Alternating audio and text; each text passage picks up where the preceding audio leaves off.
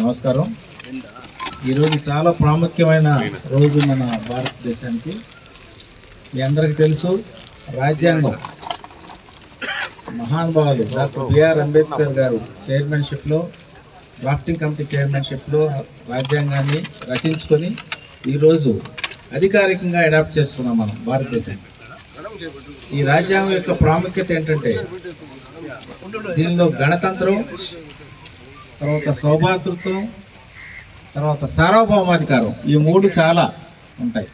దాని తర్వాత సమానత్వం, స్వేచ్ఛ, ఈక్వాలిటీ, తర్వాత ఉమెన్ ఎంపవర్మెంట్, ఇవన్నీ కింద వస్తాయి. గణతంత్రం ఏంటంటే, అంతకుముందు మనం దేశంలో ఎన్నుకోబడిన ప్రభుత్వం కాకుండా బ్రిటిష్ పరిపాలన ప్రభుత్వంలో ఉన్నాం. ఒకసారి మనకి స్వతంత్రం వచ్చిన తర్వాత మన నాయకుల్ని మనం ఎన్నుకుంటున్నాం. మనం ఎన్నుకున్న నాయకుల చేత పరిపాలింపబడుతుంది. అలాగే సావరెంటీ అంటే మనం స్వేచ్ఛగా బతుకుతున్నాం కాబట్టి ఇతర దేశాల యొక్క ప్రమేయం లేకుండా, మన బోర్డర్స్లో ఎవరూ రాకుండా మన బోర్డర్స్లో మనం బ్రతుకుతుంటాం. కాబట్టి స్వేచ్ఛాయుతంగా బ్రతికే, సౌభాతృత్వంతో బాయ్ అనుకుంటూ బ్రతికే ఒక మంచి రోజు ఈరోజు.